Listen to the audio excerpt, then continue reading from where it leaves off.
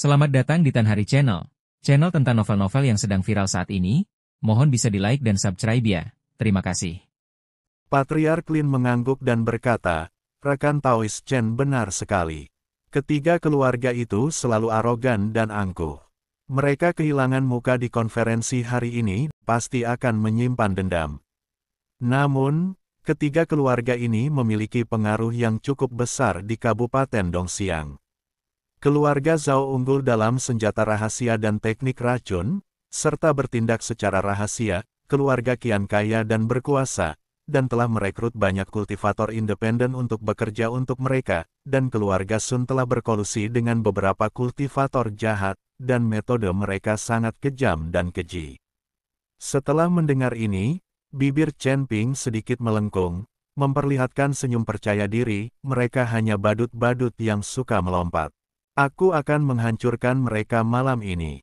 Aku ingin melihat gelombang apa yang bisa mereka buat. Mendengar ini, kepala keluarga Lin sangat gembira dan membungkuk dalam-dalam kepada Chen Ping. Rekan Taoist Chen, kemurahan hati Anda sungguh mulia.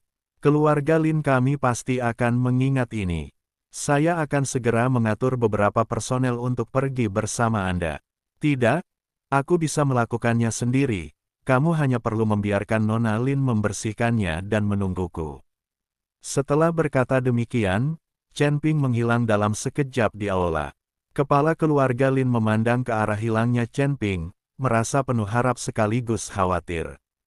Dia tidak tahu metode apa yang akan digunakan Chen Ping untuk menghadapi ketiga keluarga itu, tetapi dia tahu bahwa karena Chen Ping berani mengatakan kata-kata seperti itu, dia pasti percaya diri. Pada saat ini, kepala keluarga Zhao, Qian dan Sun meninggalkan rumah Lin dan kembali ke rumah masing-masing. Meskipun ada beberapa perselisihan kecil antara ketiga keluarga tersebut setiap hari, mereka mencapai konsensus tentang cara menangani keluarga Lin.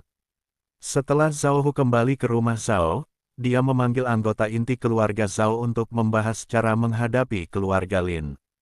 Hari ini di pertemuan di rumah Lin, keluarga Lin benar-benar bersekongkol dengan seorang anak kelas 6 alam abadi bumi untuk mempermalukan ketiga keluarga kita.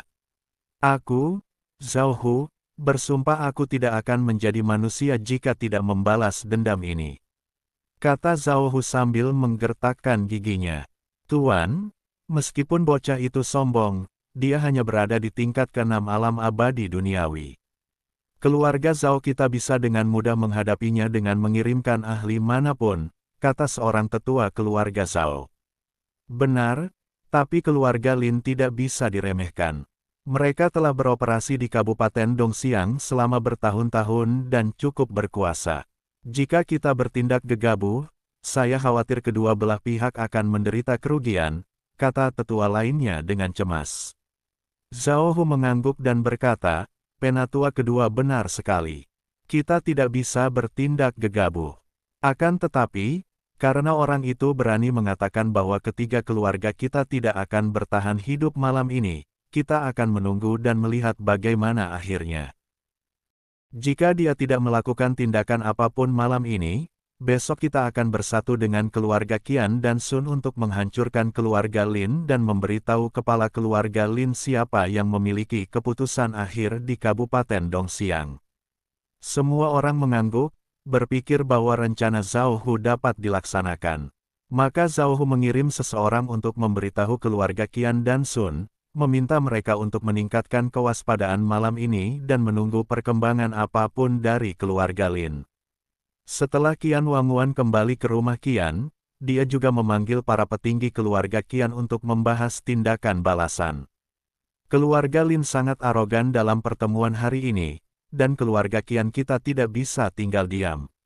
Namun, anak itu berkata bahwa ketiga keluarga kita tidak akan selamat malam ini, dan aku tidak tahu metode apa yang dia miliki. Kita harus waspada malam ini untuk mencegah orang itu melancarkan serangan diam-diam di malam hari, kata Qian Wanguan. Jangan khawatir, Patriark. Para penguasa keluarga Qian kita sudah siap. Kalau bocah itu berani datang, dia tidak akan pernah kembali. Kata seorang guru dari keluarga Qian sambil menepuk dadanya. Qian Wanguan mengangguk dan berkata, Baiklah, sampaikan perintahku. Semua orang di keluarga Qian bersiaga malam ini. Tidak seorang pun diizinkan meninggalkan pos mereka tanpa izin. Jika ada gangguan, segera laporkan kepadaku. Pada saat yang sama, Sun Ba melakukan hal yang sama setelah kembali ke Sun Mansion. Dia memanggil elit keluarga Matahari dan memperkuat pertahanan Istana Matahari. Keluarga Lin telah mempermalukan ketiga keluarga kita hari ini, dan kita harus melampiaskan amarah kita.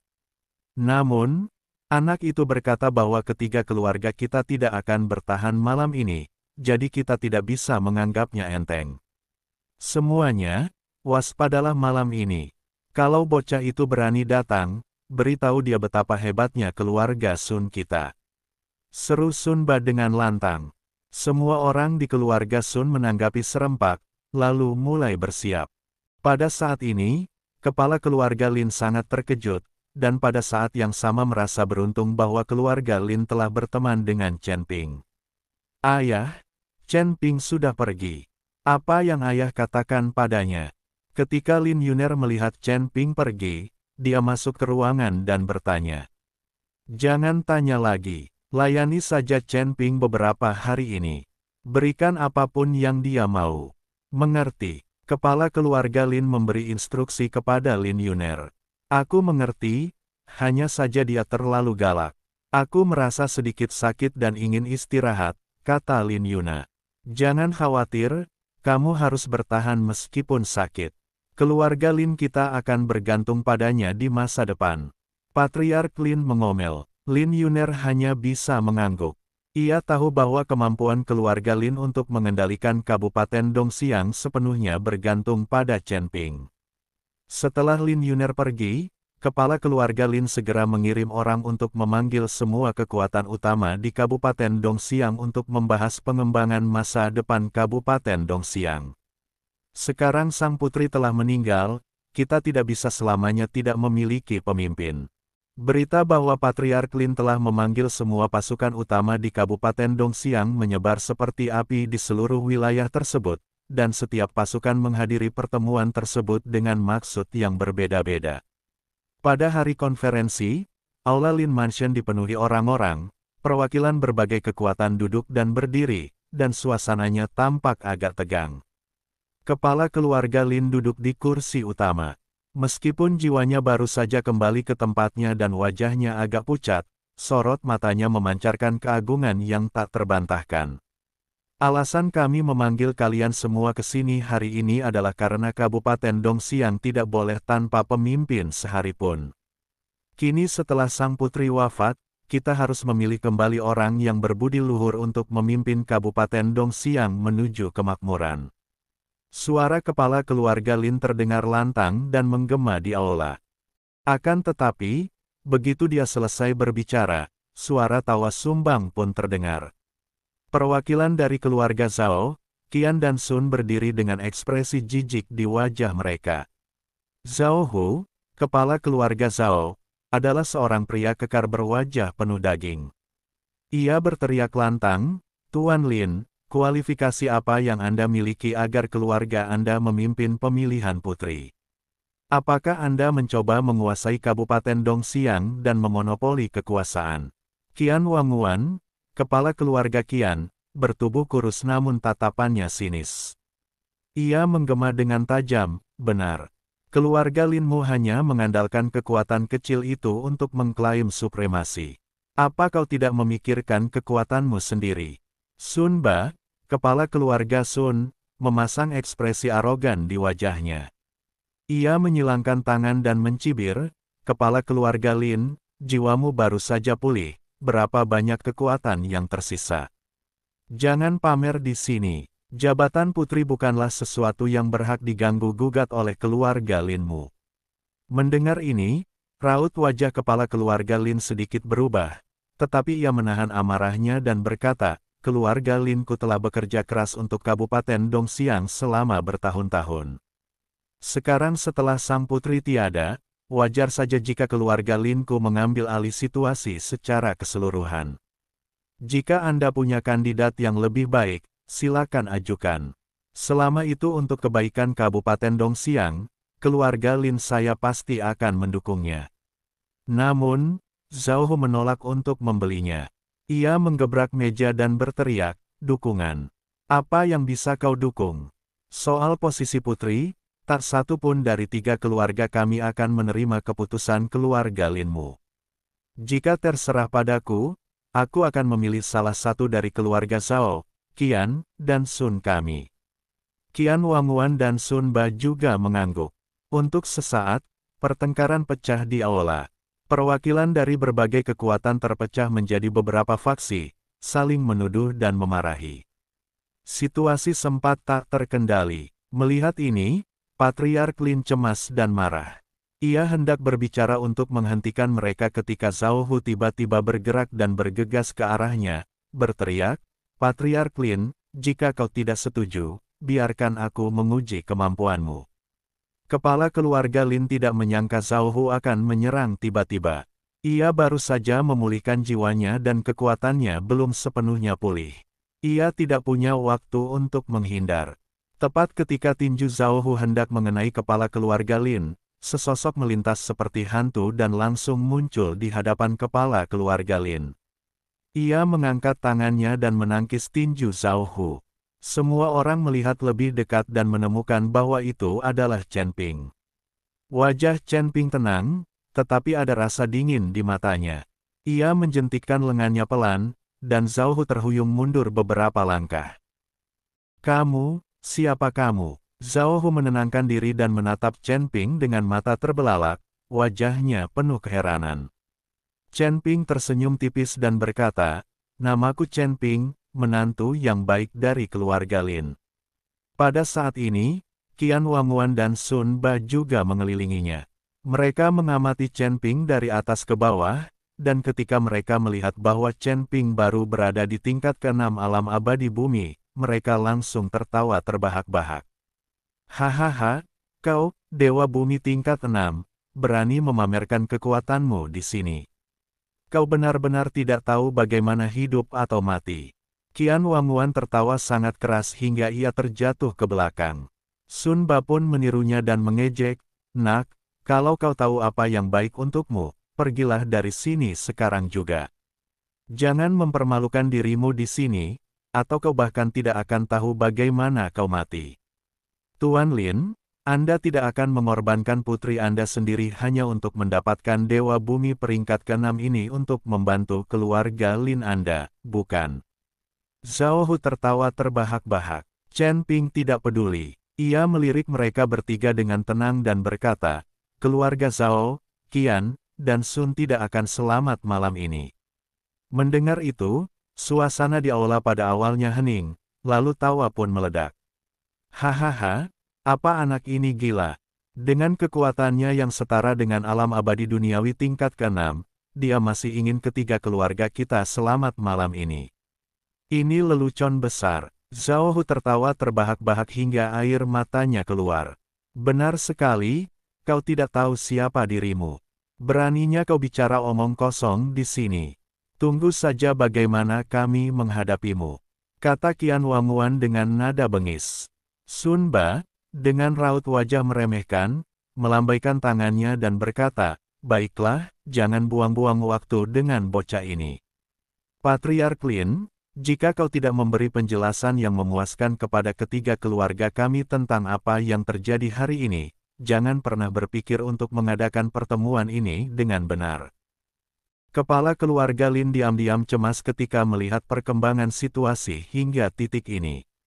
Ia tahu betul kekuatan Chen Ping, tetapi ia juga khawatir Chen Ping akan bertindak impulsif karena ejekan ketiga keluarga ini.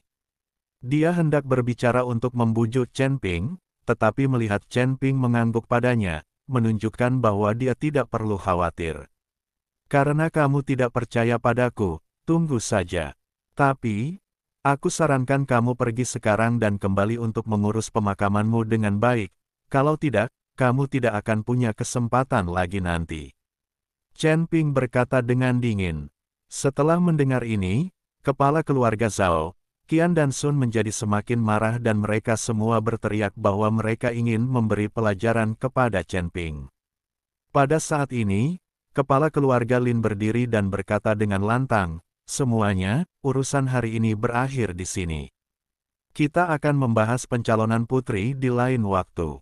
Silakan kembali dulu." Zhao Hu menolak menyerah. Ia menunjuk hidung Patriark Lin dan mengumpat, "Patriark Lin, kau harus memberi penjelasan kepada ketiga keluarga kami hari ini. Kalau tidak, kami tidak akan pernah menyerah." Chen Ping mengerutkan kening dan hendak menyerang lagi ketika dia dihentikan oleh kepala keluarga Lin. Kepala keluarga Lin mengedipkan mata padanya, lalu berkata kepada Zhao Hu, "Saudara Zhao, masalah hari ini disebabkan oleh kecerobohan keluarga kami. Kami akan datang ke rumahmu untuk meminta maaf suatu hari nanti. Bagaimana kalau kita bahas pencalonan sang putri nanti?" Zhao Hu melihat bahwa kepala keluarga Lin telah menyerah, dan melihat Chen Ping menatapnya dengan penuh nafsu. Meskipun hatinya enggan, ia juga tahu bahwa tidak akan ada gunanya baginya untuk terus membuat masalah. Dia mendengus dingin dan berkata, "Baiklah, aku beri keluarga Linmu waktu beberapa hari. Kalau kau masih belum bisa menemukan rencana yang memuaskan, keluarga Linmu tidak akan punya suara di Kabupaten Dongxiang." Setelah mengatakan itu, Zhao Hu, bersama Qian Wangguan, Sun Ba, dan orang-orang dari keluarga Zhao, Qian, dan Sun, meninggalkan Aula Lin Mansion dengan marah. Setelah semua orang pergi, Patriark Lin menghela napas lega.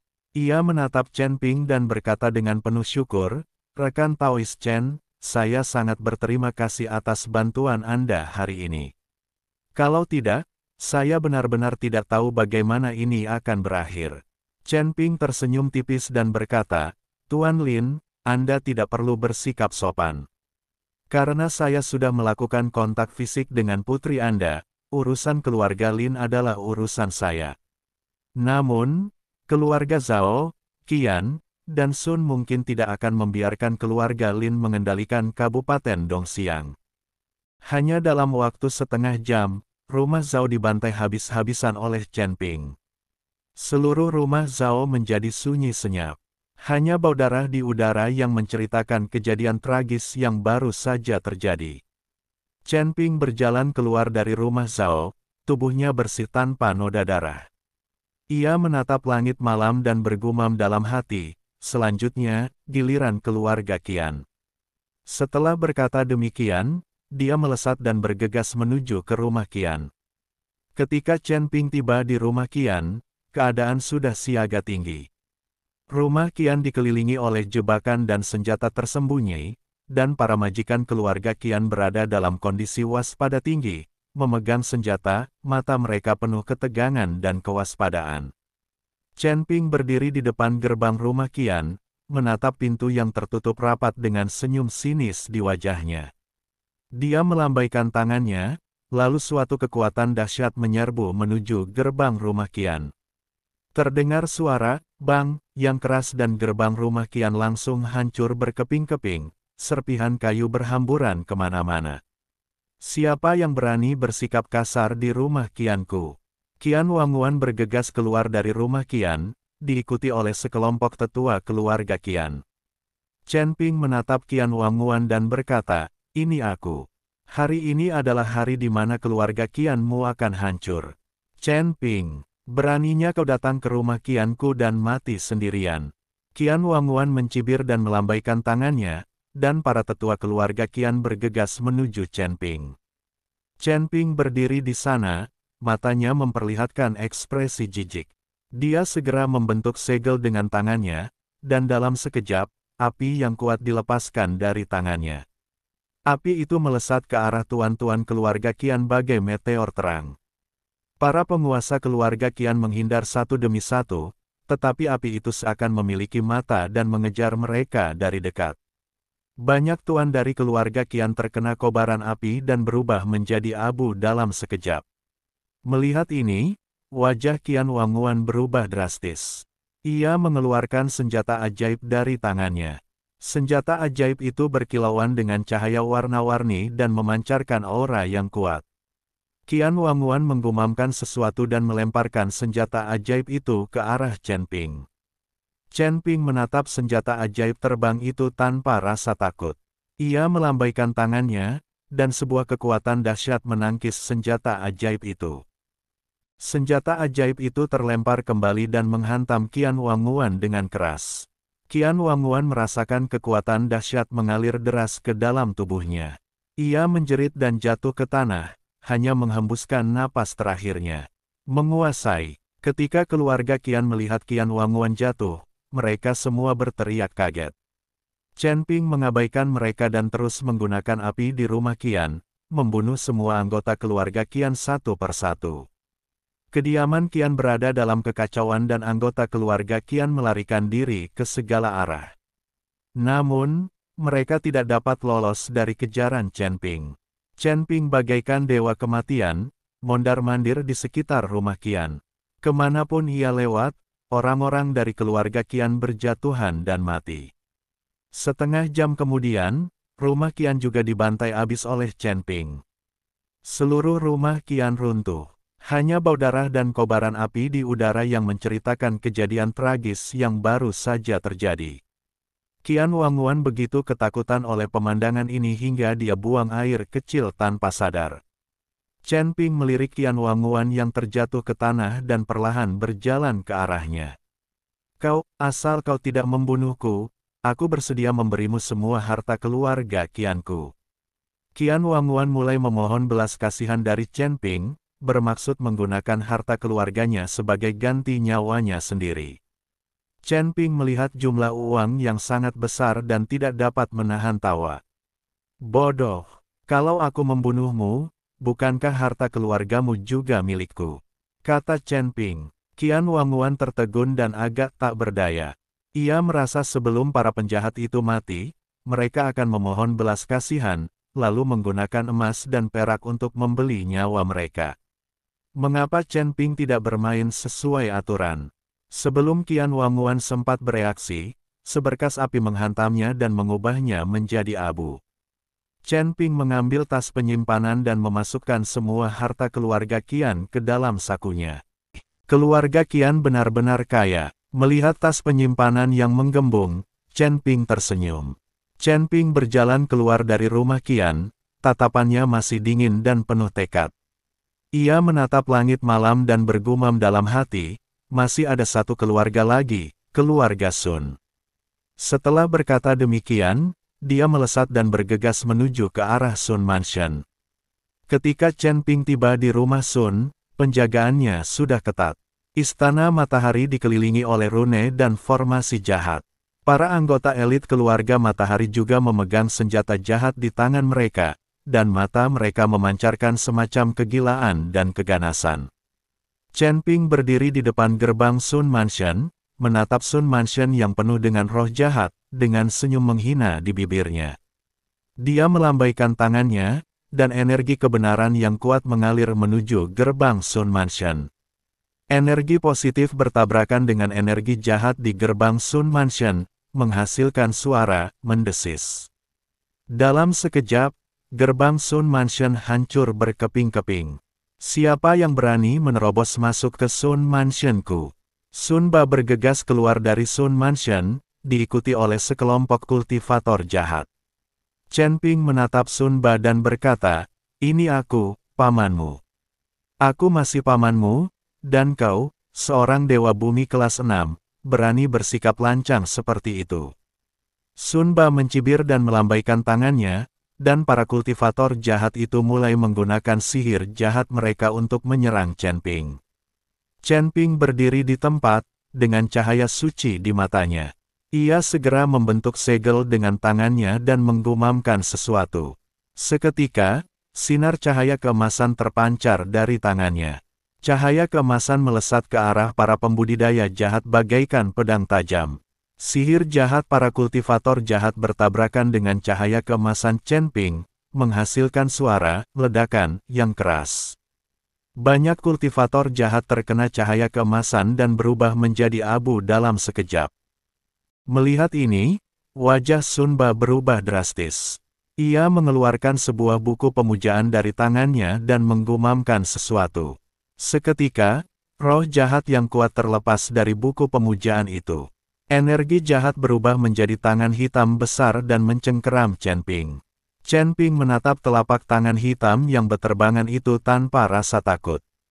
Ia melambaikan tangannya, dan energi lurus yang kuat menangkis telapak tangan hitam itu. Telapak tangan hitam itu terlempar kembali dan menghantam Sun Ba dengan keras. Sun Ba merasakan energi jahat yang sangat besar mengalir ke dalam tubuhnya. Ia menjerit dan jatuh ke tanah. Menguasai. Ketika semua orang di keluarga Sun melihat Sun Ba jatuh, mereka semua berteriak kaget. Chen Ping mengabaikan mereka dan terus menunjukkan energi kebenarannya di Sun Mansion, membunuh orang-orang dari keluarga Sun dan para kultivator jahat satu persatu. Istana Matahari tiba-tiba kacau balau, dan orang-orang dari keluarga Matahari serta para kultivator jahat melarikan diri kemana-mana. Namun, mereka tak dapat lolos dari kejaran Chen Ping. Chen Ping mondar-mandir di Sun Mansion bak pembawa pesan keadilan. Kemanapun ia lewat, orang-orang dari keluarga Sun dan para kultivator jahat berjatuhan ke tanah dan mati. Setengah jam kemudian, Sun Mansion juga dibantai sepenuhnya oleh Chen Ping. Seluruh Sun Mansion menjadi sunyi senyap, tak ada seorang pun yang hidup. Chen Ping merampas semua sumber daya yang bisa dirampas keluarga Sun. Saat Chen Ping keluar dari rumah Sun, langit berangsur-angsur menjadi lebih cerah. Ia berdiri di depan gerbang Sun Mansion, memandang matahari terbit di timur, menarik napas dalam-dalam, lalu bergumam dalam hati, mulai sekarang, Kabupaten Dongxiang tak akan lagi diganggu oleh ketiga keluarga ini. Keesokan paginya, ketika sinar matahari pertama menyinari daratan Kabupaten Dongxiang, seluruh kota kabupaten itu gempar. Semua biksu menerima berita yang mengejutkan, keluarga Zhao, Qian dan Sun musnah dalam semalam. Orang-orang membicarakan berita itu, wajah mereka dipenuhi ketakutan dan kekaguman. Mereka tak bisa membayangkan orang macam apa yang bisa menghabisi tiga keluarga berkuasa dalam semalam. Pada saat ini, di rumah keluarga Lin, kepala keluarga Lin sedang cemas menunggu kabar. Ketika mendengar berita tentang hancurnya keluarga Zhao, Qian, dan Sun, awalnya dia tertegun, lalu wajahnya menampakkan ekspresi gembira. Saudara Chen memang sangat kuat. Dia benar-benar menghabisi ketiga keluarga itu dalam semalam, kata kepala keluarga Lin dengan penuh semangat. Lin Yuna berdiri di samping dan matanya berbinar kagum saat mendengar berita itu. Dia tahu semua ini karena Chen Ping, yang menyelamatkan keluarga Lin dan memperkuat posisi keluarga Lin di Kabupaten Dongxiang. Pada saat ini, Chen Ping kembali ke rumah keluarga Lin.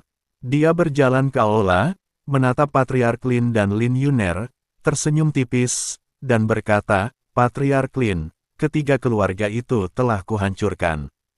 Mulai sekarang, Kabupaten Dongxiang tidak akan memiliki masalah lagi." Kepala keluarga Lin bergegas maju, membungkuk dalam-dalam kepada Chen Ping, dan berkata, "Rekan Taois Chen, kemurahan hati Anda sungguh luar biasa. Keluarga Lin kami akan selalu mengingat kebaikan Anda dan tidak akan pernah melupakan Anda." Chen Ping melambaikan tangannya sedikit dan berkata, "Tuan Lin, Anda tidak perlu sopan. Saya ingin tahu apakah Nona Lin sudah membersihkan namanya." Kepala keluarga Lin berkata berulang kali, "Jangan khawatir, rekan Daois Chen, namaku telah dibersihkan."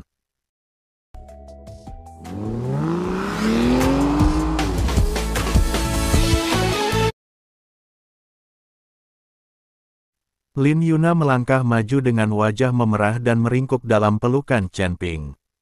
"Kamu lelah sepanjang malam, biarkan aku membantumu bersantai." Lin Yuna menarik Chen Ping ke dalam ruangan. Pada saat ini, nama Chen Ping menyebar di Kabupaten Dongxiang. Ia menjadi tokoh legendaris di Kabupaten Dongxiang, dan reputasinya membuat semua kultivator terkagum-kagum. Orang-orang mulai merekomendasikan kepala keluarga Lin untuk menjadi putri Kabupaten Dongxiang, dan segera keluarga Lin menguasai seluruh Kabupaten Dongxiang. Chen Ping dan Hu Mazi menghabiskan beberapa hari lagi di Kabupaten Dongxiang. Kemudian, Chen Ping ingin pergi ke langit ke-8 dan menemui kepala istana keempat di Istana Raja Dewa. Ia ingin menceritakan tentang kolusi kepala istana ketiga dengan istana Dao Jahat dan memintanya untuk lebih berhati-hati terhadap kepala istana ketiga. Chen Ping, dengan kekuatanku saat ini, sungguh mustahil bagiku untuk mencapai surga ke-8. Mengikutimu hanya akan menjadi beban bagimu. Kenapa kau tidak pergi ke surga ke-8 dulu dan mencari tahu tentang istana Dao Jahat? Setelah kekuatanku meningkat, aku akan pergi ke surga ke-8 untuk mencarimu. Hu Mazi berkata kepada Chen Ping. Chen Ping tahu bahwa meskipun Hu Mazi telah mencapai alam abadi manusia tingkat ketiga, dengan kekuatan ini, ia tidak akan mampu mengalahkan seekor anjing pun di surga ke-8. Mengikuti saya memang sedikit membebani. Lagi pula, Hu Mazi telah merasakan manisnya keluarga Lin dan belum merasa cukup bersenang-senang, jadi dia ingin bermain lebih lama lagi. Lagi pula, keluarga Lin menyiapkan puluhan pembantu untuk Hu Mazi, yang bergiliran melayaninya, dan tidak ada seorang pun yang rela pergi. Baiklah, Tuan Hu, untuk sementara waktu, Anda tinggal di rumah keluarga Lin. Saya akan membantu Anda mencari informasi di surga ke-8, lalu kembali untuk mencari Anda. Chen Ping mengangguk dan berkata, Rekan Taois Chen, apakah kamu benar-benar harus pergi ke surga ke-8? Pada saat ini, kepala keluarga Lin bertanya, Aku masih punya banyak hal yang harus kuurus di surga ke-8. Chen Ping mengangguk, Kalau begitu, kau harus berhati-hati. Para kultivator langit ke-8 jauh lebih kuat daripada para kultivator langit ke-7. Lagi pula, Istana Raja Ilahi Kuil berada di langit ke-8. Karena kau telah membunuh kepala istana ke-6 kuil, kau harus waspada terhadap kuil yang akan berurusan denganmu. Patriark Lin memperingatkan, Aku tahu, ini hanya kuil, aku tidak menganggapnya serius. Chen Ping tersenyum tipis. Melihat Chen Ping mengatakan ini, kepala keluarga Lin dapat menyimpulkan bahwa pasti ada kekuatan yang sangat besar di belakang Chen Ping. Jika tidak, Chen Ping tidak akan begitu sombong dan bahkan mengabaikan kuil. Chen Ping, saat kau pergi ke surga ke-8, jangan lupakan aku. Aku akan menunggumu di rumah. Kau bilang kau akan bertanggung jawab atasku. Lin Yuner berjalan mendekat dan memegang tangan Chen Ping lalu berkata, Tentu saja aku tidak akan melupakanmu. Jaga dirimu baik-baik di rumah. Aku akan kembali setelah bengkaknya mereda. Chen Ping berkata sambil tersenyum jenaka. Mendengar ini, wajah Lin Yuner langsung memerah karena malu. Ia tahu apa yang dimaksud Chen Ping.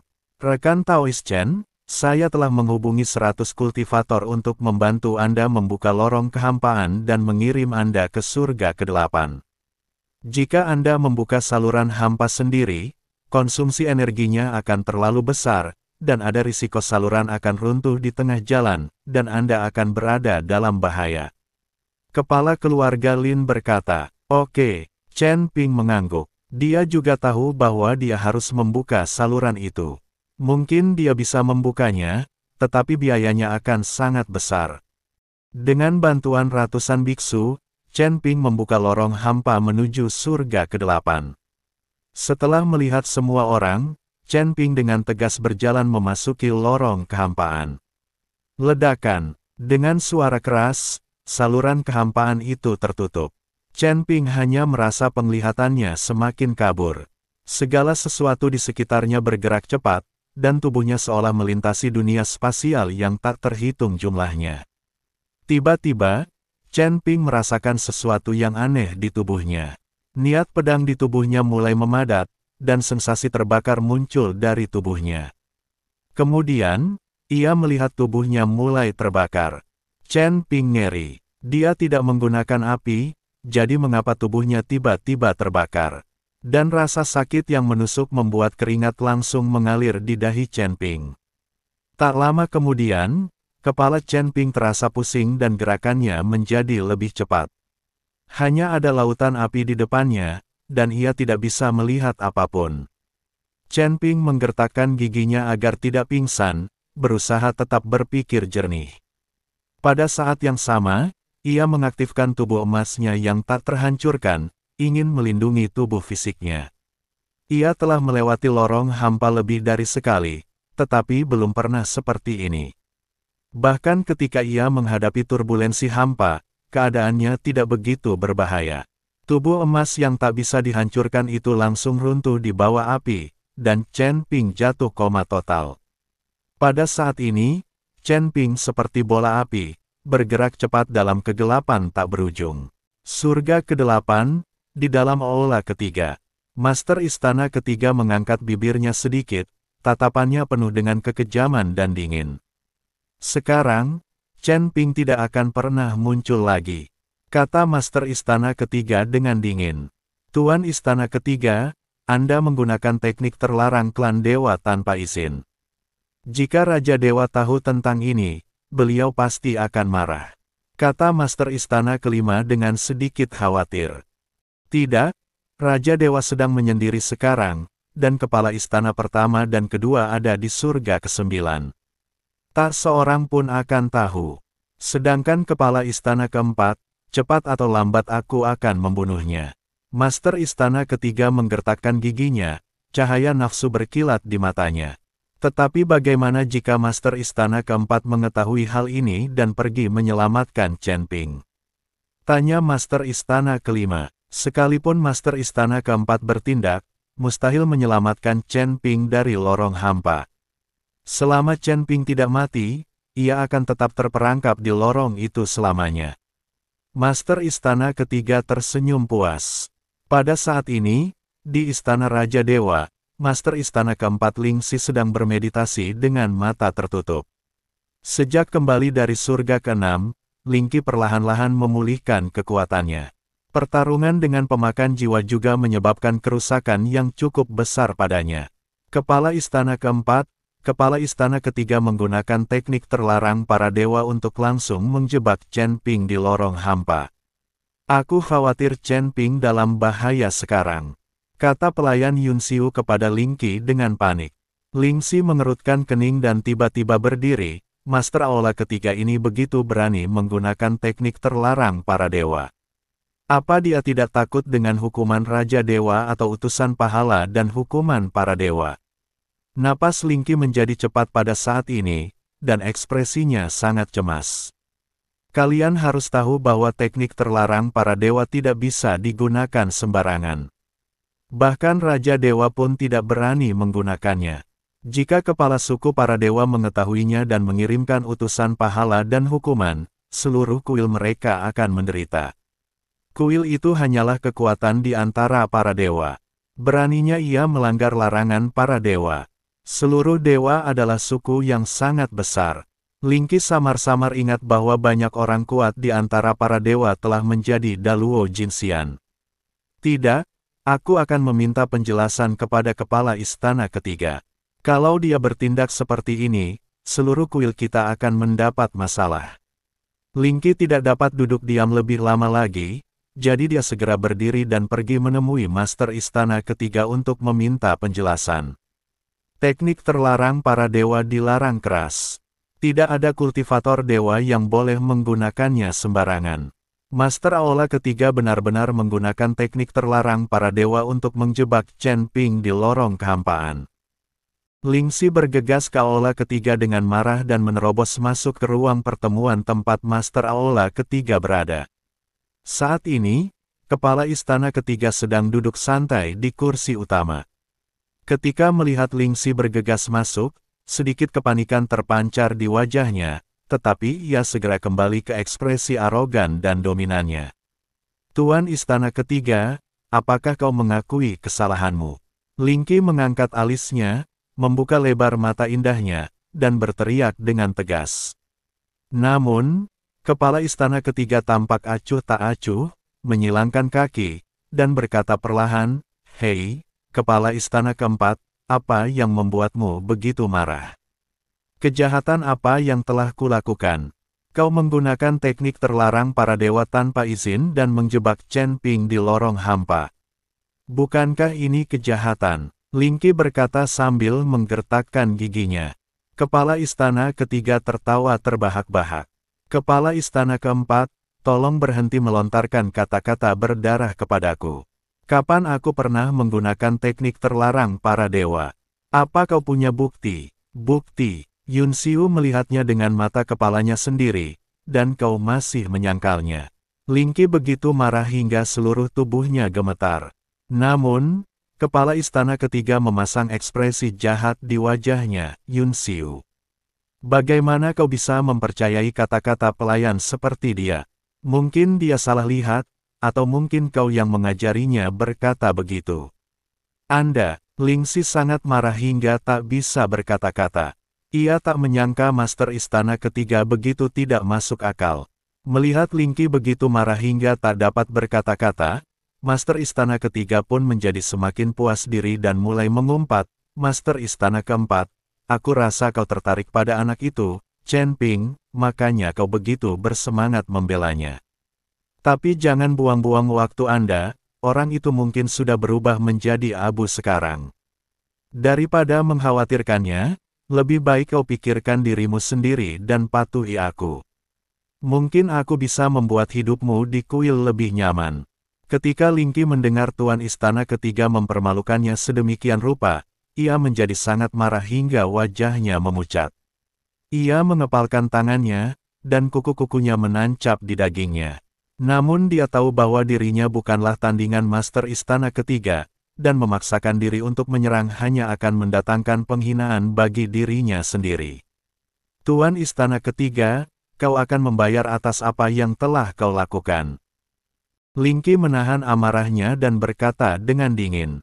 Master Istana ketiga tidak peduli dan terus mencibir, bayar harganya. Hanya kau, Master Istana keempat, sebaiknya kau hemat tenagamu. Jika kau punya kemampuan, pergilah dan selamatkan Chen Ping dari terowongan kehampaan, tapi kurasa kau tidak punya kemampuan itu. Ling Qi menarik napas dalam-dalam dan mencoba menenangkan diri. Ia tahu sekarang bukan saatnya bertindak impulsif. Hal terpenting adalah menemukan cara untuk menyelamatkan Chen Ping. Tuan Istana ketiga, Anda akan menyesali ini.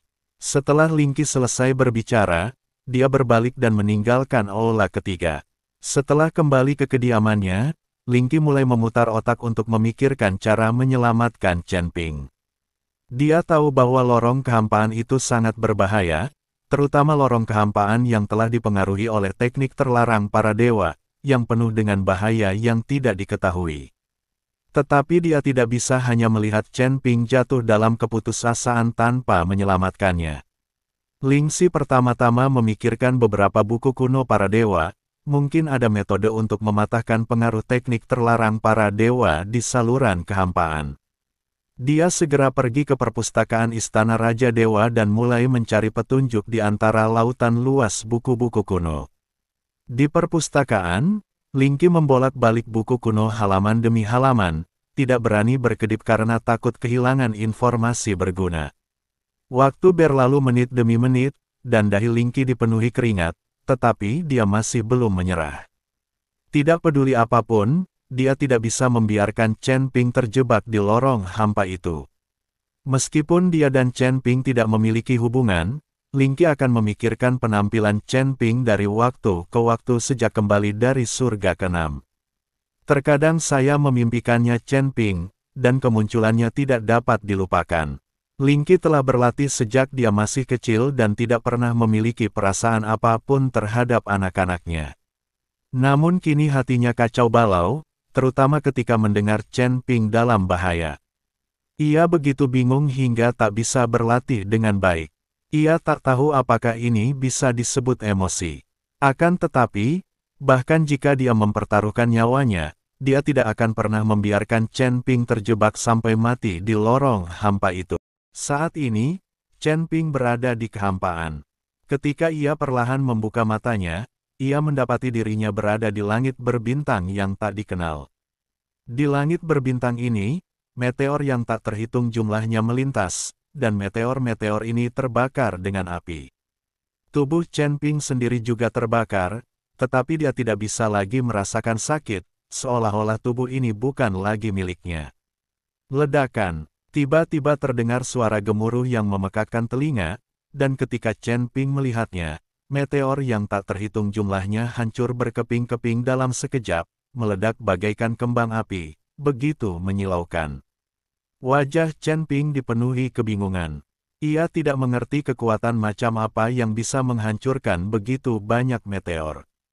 Di bawah kobaran api kehampaan ini, kau benar-benar mampu terbangun. Pada saat ini, suara dingin terdengar. Chen Ping buru-buru melihat ke arah suara itu dan mendapati seorang pria berdiri 100 kaki darinya. Pria itu mengenakan jubah panjang, berwajah tegas dan tangannya di belakang punggung. Ia memancarkan aura keagungan tanpa sedikit pun amarah. Ketika melihat pria itu, Chen Ping merasa jantungnya berdebar kencang. Ia merasakan tekanan yang tak terjelaskan, yang membuatnya sedikit takut. "Senior, tempat apa ini?" Chen Ping buru-buru bertanya dengan sopan. Saat Anda tidak mengetahui identitas dan kekuatan orang lain, bersikap sopan adalah hal terpenting. Jika tidak, Anda akan mudah terbunuh jika berpura-pura bersikap tenang.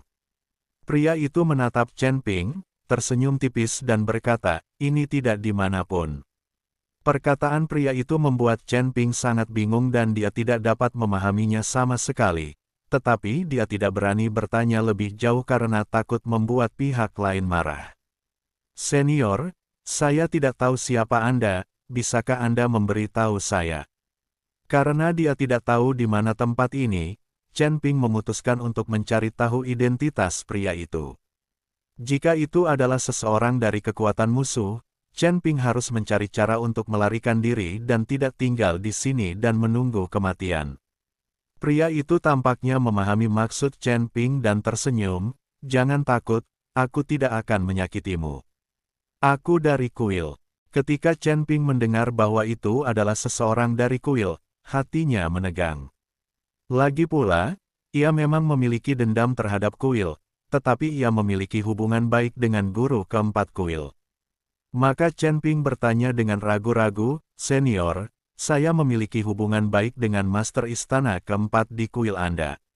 Namanya Lingqi." "Lingqi." Pria itu tampak berpikir sejenak, lalu menggelengkan kepalanya dan berkata, "Aku tidak mengenalnya." "Mustahil. Apa kau tidak kenal 4 guru di kuilmu?" Chen Ping tampak terkejut, "Apakah kau seorang biksu tingkat rendah di kuil ini?" Chen Ping menatap ke arah pihak lain dan terlihat jelas bahwa aura pihak lain tersebut tidak tampak seperti aura seorang kultivator tingkat rendah. Tetapi jika dia seorang pejabat tinggi, bagaimana mungkin dia tidak mengenal Master Istana keempat? "Hahaha, kau pikir aku ini pendeta rendahan di kuil?" Lelaki itu tertawa. "Tidak seperti itu." Chen Ping menggelengkan kepalanya. "Mungkinkah Anda leluhur kuil ini dan karena itu tidak mengenal staf kuil saat ini?" Hanya ini jawaban yang bisa Chen Ping berikan. Karena pihak lain berasal dari kuil, bukan dari tingkat bawah, dan tidak mengenal Master Istana keempat. Kalau begitu, mungkin orang-orang tua dari kuil. Seiring berjalannya waktu, petugas kuil telah berganti, jadi wajar saja jika orang-orang tua tidak mengenali orang-orang baru. "Kamu sangat pintar." Sedikit kejutan terpancar di mata pria itu. Dia tidak menyangka Chen Ping bisa menebaknya. "Namun, saya bukanlah leluhur kuil tersebut, karena sayalah yang mendirikan kuil ini." Begitu pria itu selesai berbicara, Chen Ping terkejut. Ia tidak menyangka bahwa pria di depannya yang tampak agak dingin itu sebenarnya adalah leluhur kuil, dan seluruh kuil didirikan olehnya. "Kalau begitu, bukankah kau adalah Raja Dewa pertama di kuil ini?" Chen Ping bertanya sambil bernapas cepat. "Bisa dibilang begitu." Pria itu mengangguk, lalu bertanya, "Bagaimana Anda bisa sampai di sini?" "Aku juga tidak tahu. Aku baru saja membuka lorong hampa dari langit ke-7 ke langit ke-8. Begitu aku memasuki lorong itu, seluruh tubuhku terbakar api. Saat aku membuka mata, aku sudah ada di sini." Chen Ping menjelaskan. Mendengar ini, alisnya sedikit berkerut dan tatapannya menjadi sangat dingin. Hal ini membuat Chen Ping takut, yang mengira dia telah mengatakan sesuatu yang salah. Bajingan, beraninya seseorang menggunakan teknik terlarang para dewa tanpa izin. Ini akan menghancurkan seluruh kuil. Kemarahan lelaki itu mulai meningkat, dan kekosongan di sekitarnya mulai terdistorsi dan berubah bentuk karena kemarahan ini. Chen Ping tidak tahu apa teknik terlarang para dewa itu, tetapi sepertinya dia menjadi sasaran, jadi ini terjadi. Senior, ini bukan urusanku, kan? Tanya Chen Ping hati-hati. Ini tidak ada hubungannya denganmu, tapi karena kau bisa bertahan hidup dengan teknik terlarang ini, itu membuktikan bahwa ini takdir. Aku bisa mengirimmu pergi dari sini. Biasanya, tidak ada yang bisa keluar hidup-hidup dengan teknik terlarang ini. Pria itu berkata perlahan, "Terima kasih, senior." Chen Ping sangat gembira. Kamu harus memulihkan tubuh fisikmu untuk sementara. Tubuh fisikmu sudah hancur. Jika kamu pergi seperti ini, kamu hanya akan menjadi setitik jiwa. Setelah lelaki itu selesai berbicara, dia menggenggamnya pelan-pelan dengan telapak tangannya, dan titik-titik cahaya yang tak terhitung jumlahnya mulai berkumpul ke arah Chen Ping. Tubuh yang terbakar menjadi abu oleh api sebenarnya perlahan pulih. Pada saat ini, tiba-tiba terjadi getaran di ujung langit berbintang yang jauh, diikuti oleh meteor api yang tak terhitung jumlahnya yang jatuh seperti banjir. Pemandangan itu begitu mengerikan hingga wajah Chen Ping berubah. Pria itu hanya menatap dingin lalu melayangkan pukulan. Ledakan. Di bawah pukulan ini, meteor api yang tak terhitung jumlahnya itu langsung berubah menjadi bubuk dan jatuh seperti kembang api yang mekar. Chen Ping terkejut dan tersedak. Ia menelan ludah dan bertanya, "Senior, apa yang terjadi barusan?" "Jangan khawatir, pulihkan saja tubuhmu dulu." Pria itu mengatakan kepada Chen Ping agar tidak ikut campur dalam urusannya. Chen Ping menutup mulutnya. Ia tahu ada beberapa hal yang seharusnya tidak ia ketahui, atau yang tidak bisa ia kendalikan. Ia mulai duduk bersila, lalu perlahan-lahan memulihkan tubuh fisiknya. Pria itu menatap Chen Ping. Setelah melihat tubuhnya perlahan pulih, ia tak kuasa menahan diri untuk berkata, "Semangat pedang di dalam dirimu sangat murni. Apakah kau seorang kultivator pedang?" "Tidak juga, aku hanya lebih sering menggunakan pedang, tapi bukan berarti aku sendirian." Chen Ping menggelengkan kepalanya. "Kalau begitu, kamu seharusnya mengambil jurusan ilmu pedang, dan keahlianmu dalam berpedang sangat beragam." "Keahlian itu tidak diajarkan oleh satu orang saja." Pria itu berkata. Melihat bahwa pria ini juga menguasai ilmu pedang, Chen Ping berkata, "Senior, saya harap Anda dapat memberi saya beberapa nasihat." "Haha, aku cuma bilang santai. Aku nggak ngerti banyak soal pedang." Pria itu tertawa. Melihat pihak lain mengatakan ini, Chen Ping berhenti berdebat dan berkata, "Senior, tubuhku sudah pulih. Bisakah kau membawaku pergi dari sini?" "Tentu saja bisa, tapi tubuhmu masih sangat lemah. Kau perlu memperkuatnya. Kalau tidak, tubuhmu tidak akan mampu menahannya dan akhirnya akan lenyap begitu saja." Pria itu mengangguk. Chen Ping sedikit mengernyit, "Senior, tolong beri saya saran, bagaimana saya bisa memperkuat tubuh saya." Lagi pula, dalam kehampaan ini, Chen Ping tidak tahu di mana dia berada, dan tidak ada sumber daya. Bahkan tidak ada jejak energi abadi di sekitarnya, jadi Chen Ping tidak punya cara untuk memperkuat tubuhnya. Pria itu dengan santai menunjuk ke kedalaman langit berbintang dan berkata, "Tahukah kamu di mana itu?" Chen Ping menatap langit berbintang yang gelap gulita, bahkan gelap gulita, seolah-olah jurang tak berujung yang bahkan kesadaran spiritualnya pun tak mampu menembusnya. "Aku tidak tahu, indera spiritualku tidak bisa menembus tempat itu." Chen Ping menggelengkan kepalanya. "Itulah tanah keabadian, di mana tidak ada kelahiran dan tidak ada kematian." Pria itu berkata perlahan, "Tidak ada kelahiran, tidak ada kematian." Chen Ping sedikit mengernyit, tidak begitu mengerti maksudnya, tetapi tetap bertanya, "Senior, apakah kamu pernah ke tempat itu?" Pria itu menggelengkan kepalanya, "Saya belum pernah ke sana. Saya tidak cukup kuat untuk sampai ke sana." "Senior, kalau kamu nggak bisa pergi, aku juga nggak bisa pergi." Bagaimana caranya agar tubuhku tetap kuat? Chen Ping tidak ingin berbicara dengan pria itu lagi. Tempat yang bahkan orang di depannya tidak dapat pergi ke sana, apalagi Chen Ping dengan kekuatannya, jadi apapun yang dikatakan pria itu adalah omong kosong.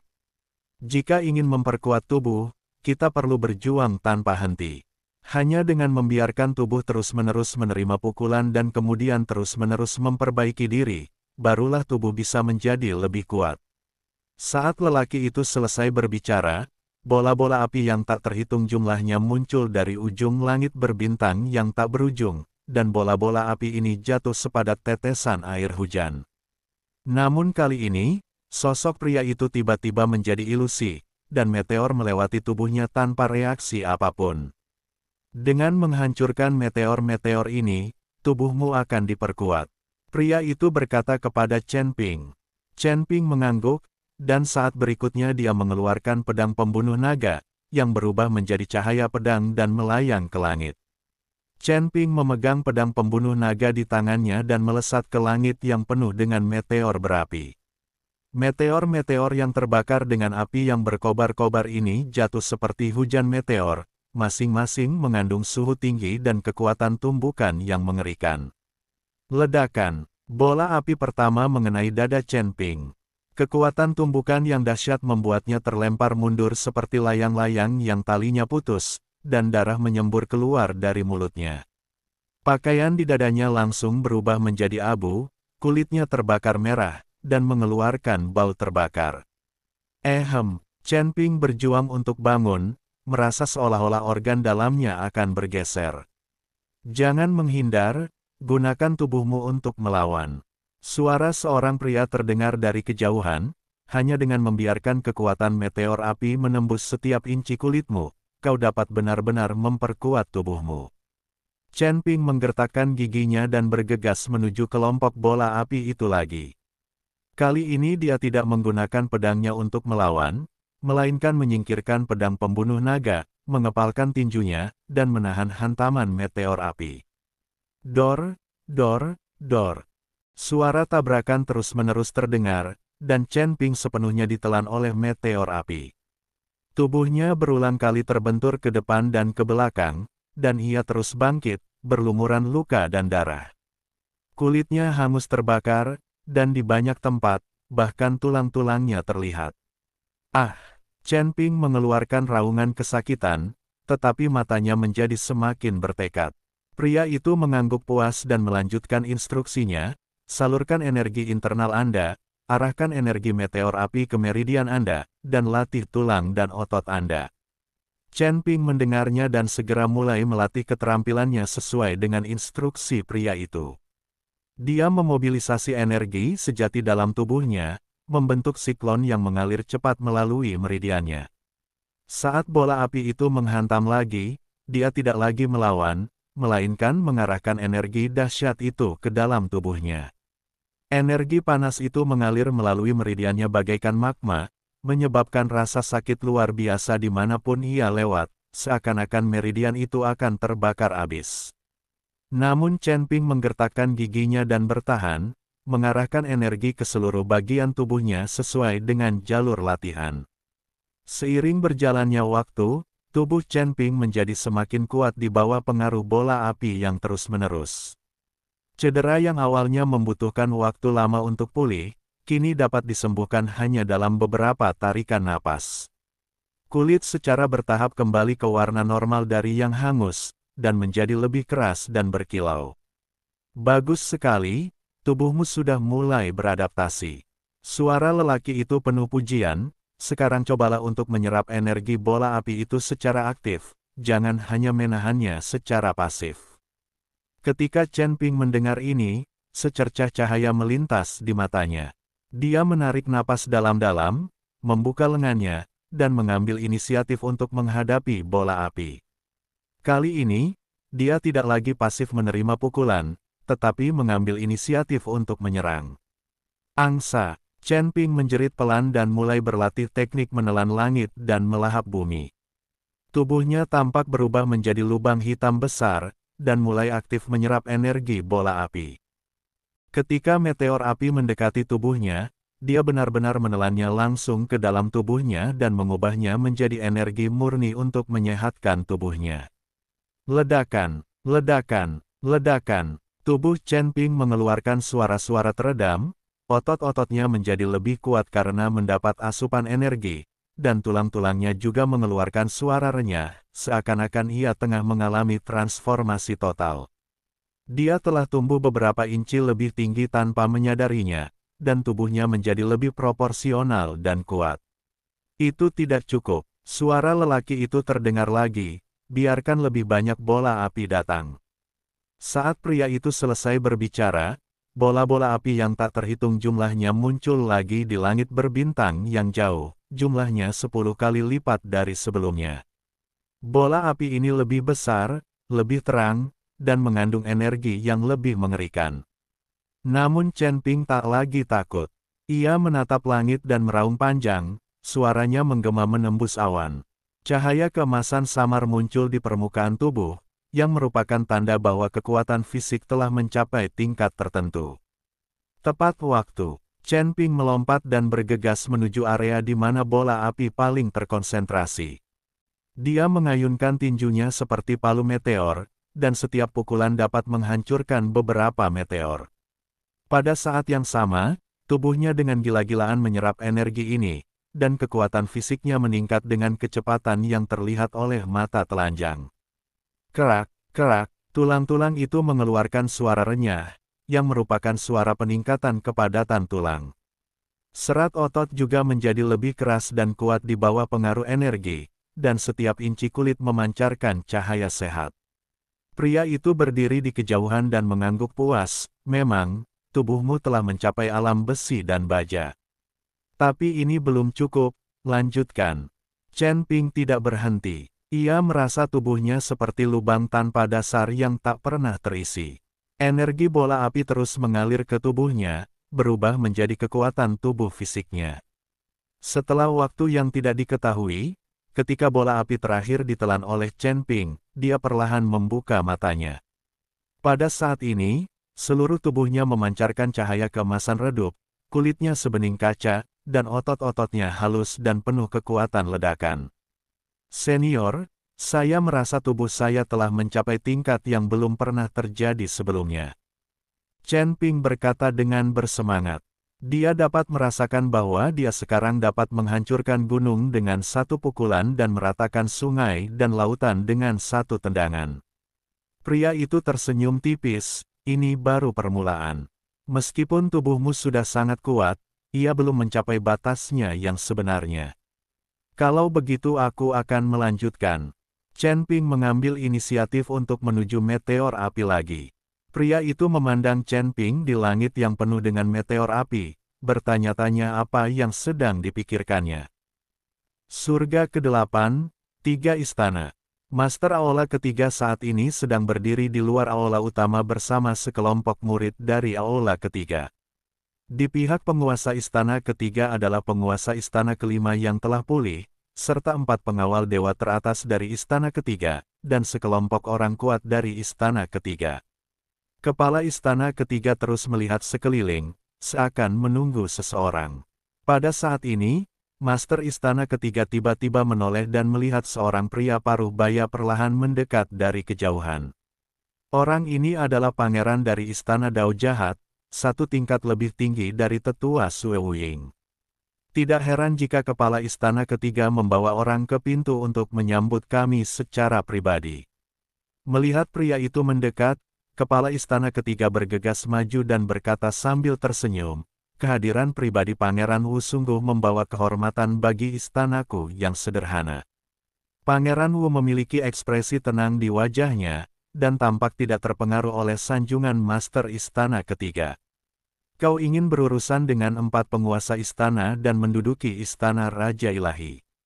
Pangeran Wu bertanya pada Master Istana ketiga. Ya, aku sudah lama bekerja dengan Aula Dao Jahatmu, jadi aku ingin meminta bantuanmu.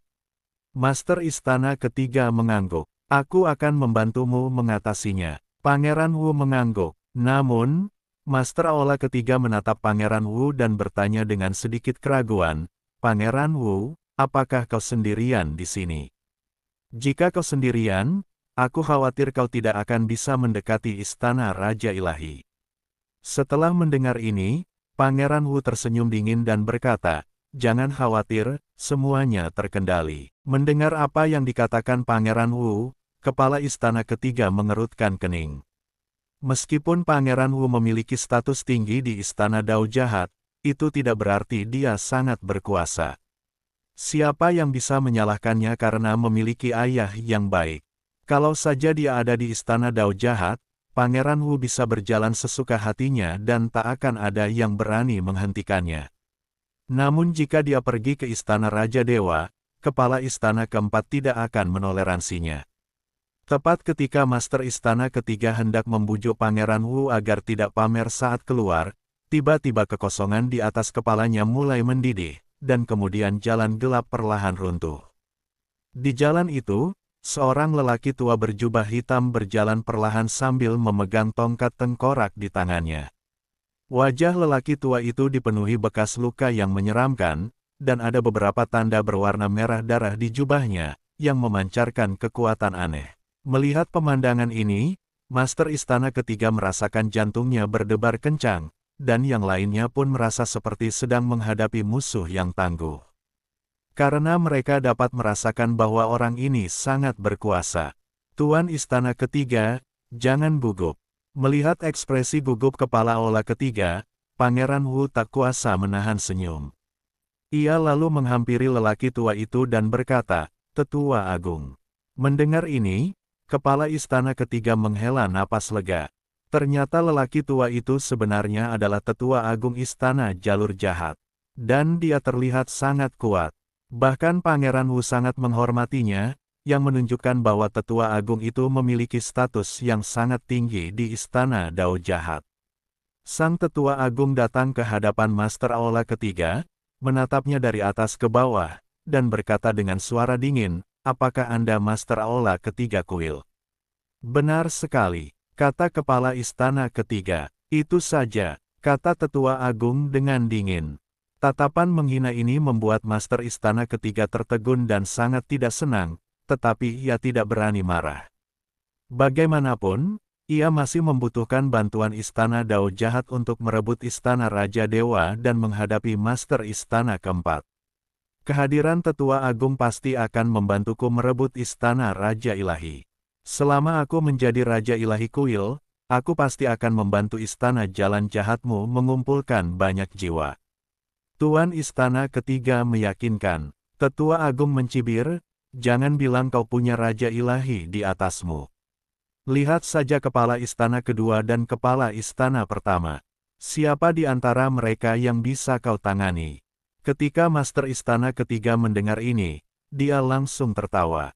"Penatua Agung, Anda mungkin tidak tahu bahwa penguasa istana pertama dan kedua mengikuti Raja Ilahi di surga ke-9.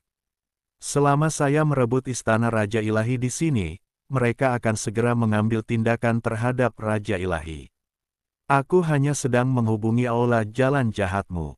Tanpa dukungan dari Master Aula pertama dan kedua, bahkan jika Aula Jalan Jahatmu mengerahkan seluruh kekuatannya untuk mendukungku, aku tidak akan berani menyerang istana Raja Ilahi." Master Istana ketiga menjelaskan. Pernyataan ini membuat Tetua Agung sangat tidak senang, tetapi dia juga tahu bahwa Master Istana ketiga mengatakan yang sebenarnya. Jika kuil tidak memiliki konflik internal, kuil jahat sendiri tidak akan berani menyerang kuil secara langsung. Sekalipun kuil jahat dapat menghancurkan kuil dewa, seluruh klan dewa mendukung kuil dewa. Itulah eksistensi yang mereka, Istana Dao Jahat, takuti. Tidak ada kekuatan yang berani melawan para dewa sendirian. Fakta bahwa mereka mampu membangun kembali klan di luar ketiga klan juga membuktikan bahwa para dewa memiliki kekuatan dan keunikan absolut. Karena kita mendapat dukungan dari kepala istana pertama dan kedua, semuanya akan mudah. Sang Tetua Agung mengangguk. "Penatua Agung, izinkan saya memperkenalkan Anda terlebih dahulu tentang situasi Istana Raja Ilahi," kata Master Istana ketiga. "Tidak perlu. Ini hanya istana kecil milik Raja Dewa. Tanpa Raja Dewa di sini, orang-orang di istana hanyalah gerombolan. Aku bisa menghabisi mereka dengan lambaian tanganku, kata Tetua Agung dengan arogan. Kepala Istana Ketiga, masa, Kepala Istana Ketiga tidak mengatakan apa-apa. Karena pihak lain mengira orang-orang di Istana Raja Dewa adalah gerombolan, ia tidak perlu memperkenalkan mereka. Meskipun Istana Jalan Jahat masih membutuhkan bantuan untuk merebut Istana Raja Dewa, sikap Tetua Agung Istana Jalan Jahat membuat Master Istana Ketiga sedikit tidak senang. Mungkin jika kita membuat Istana Dao Jahat sedikit menderita, mereka akan menganggap kerja sama ini serius. Tuan Istana Ketiga, saya akan membawa Tetua Agung beristirahat sejenak. Pergilah ke Istana Raja Ilahi untuk bertindak sebagai orang dalam. Setelah kami cukup beristirahat, kami akan langsung membantu Anda merebut Istana Raja Ilahi. Kata Wu Sisi. Pangeran Wu, kurasa kita tidak boleh meremehkan Istana Raja Ilahi. Meskipun kepala istana keempat bukan masalah, Istana Raja Ilahi bukanlah tempat yang mudah.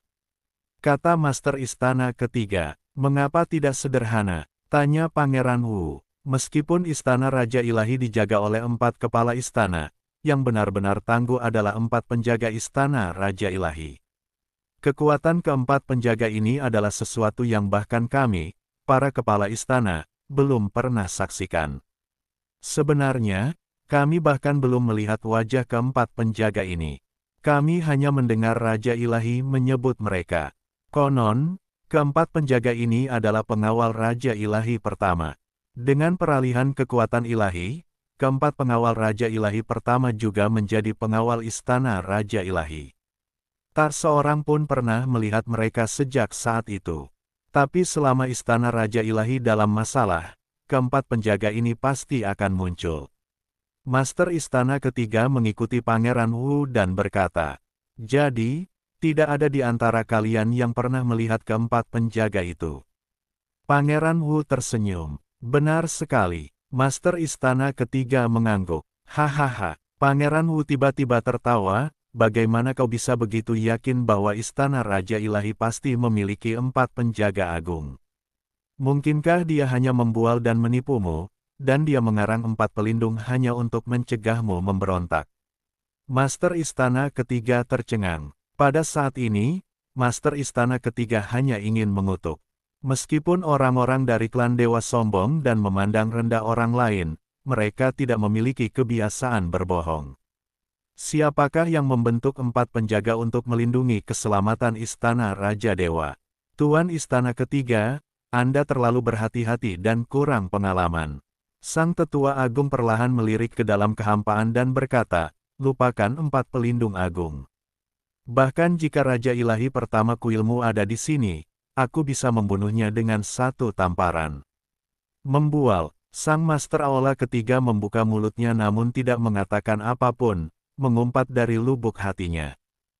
Acu! Dalam kehampaan tak berbatas, lelaki itu tiba-tiba bersin. Setelah melihat Chen Ping, pria itu sedikit mengernyit. "Setelah bertahun-tahun, apakah masih ada yang membicarakan saya?" Pada saat ini, Chen Ping memegang pedang pembunuh naga dan bertarung melawan meteor api yang tak terhitung jumlahnya. Sekarang Chen Ping dapat berjuang keluar dari langit yang penuh dengan meteor api.